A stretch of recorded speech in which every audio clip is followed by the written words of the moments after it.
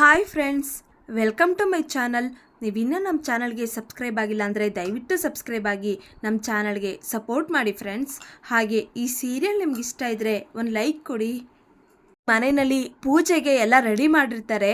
ಈಗ ಅಜಿತ್ ಮತ್ತು ಭೂಮಿ ಇಲ್ಲಿಗೆ ಬರ್ತಾರೆ. ಆಗ ಭೂಮಿ ನಾನು ಅಲ್ಲಿ ಬರಲ್ಲ ಅಂತ ಹೇಳ್ತಾಳೆ.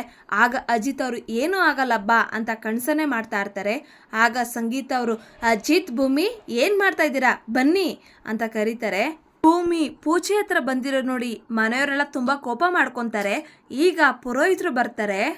ಪುರೋಹಿತರು ಪೂಜೆ ಎಲ್ಲ ಪ್ರಾರಂಭ ಮಾಡಿ, ಮನೆ ಸೊಸೆ ಯಾರಮ್ಮ, ದೀಪ ಹಚ್ಚಿ ಅಂತ ಹೇಳ್ತಾರೆ. ಈಗ ಭೂಮಿ ನಾನು ದೀಪ ಹಚ್ಚಲ್ಲ ಅಂತ ಅಜಿತ್ ಅವ್ರಿಗೆ ಸನ್ನೆ ಮಾಡಿ ಹೇಳ್ತಾಳೆ. ಆಗ ಅಜಿತ್ ಅವರು, ಇರಲಿ ಪರವಾಗಿಲ್ಲ ಹಚ್ಚು ಅಂತ ಹೇಳ್ತಾರೆ. ಭೂಮಿ ದೀಪ ಹಚ್ಚಕ್ಕೆ ಹೋಗ್ತಾ ಇರ್ತಾಳೆ. ಆಗ ಅಜ್ಜಿಯವರು, ನಿನ್ನನ್ನು ಅಡುಗೆ ಮನೆಗೆ ಹೋಗಬೇಡ ಅಂತ ಹೇಳಿದ್ದೆ, ಇನ್ನು ದೇವ್ರಿರೋ ಜಾಗಕ್ಕೆ ಬರಕ್ಕೆ ಬಿಡ್ತೀನ, ನಿಂತ್ಕೋ ಅಲ್ಲಿ ಅಂತ ಹೇಳ್ತಾರೆ. ಆಗ ಅಜ್ಜಿತ್ ಅವರು, ಅಜ್ಜಿ ಸ್ವಲ್ಪ ಸುಮ್ಮನೆ ನಿಂತ್ಕೊಳ್ಳಿ, ಮೊನ್ನೆ ಅಂಜನಾಗ ಹೇಳಿದ ಮಾತನ್ನೇ ನಿಮ್ಗೆ ಹೇಳಬೇಕಾಗತ್ತೆ. ಭೂಮಿ ಈ ಮನೆ ಸೊಸೆ ಅಂತ ಜೋರಾಗಿ ಹೇಳ್ತಾರೆ.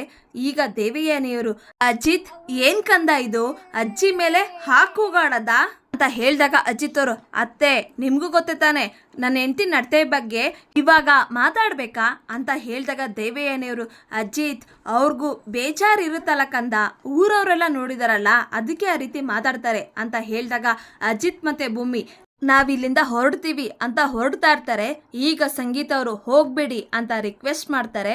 ಈಗ ಅಜ್ಜಿಯವರು, ಸಂಗೀತ ನೀನೇ ದೀಪ ಹಚ್ಚು, ನೀನು ಈ ಮನೆ ಮಗಳು, ಪುರೋಹಿತ್ರೆ ಏನು ಅನ್ಕೊಂಬೇಡಿ, ನಮ್ಮಲ್ಲೇ ಸ್ವಲ್ಪ ಗೊಂದಲ ಇದೆ ಅಂತ ಹೇಳಿದಾಗ ಪುರೋಹಿತರು, ಗೊಂದಲನ ದೂರ ಮಾಡೋದಕ್ಕೆ ಪೂಜೆ ಮಾಡ್ತಾ ಇರೋದು, ಸರಿ ದೀಪ ಹಚ್ಚಿ ಅಂತ ಹೇಳಿದಾಗ ಸಂಗೀತ ಅವರು ದೀಪ ಹಚ್ತಾರೆ.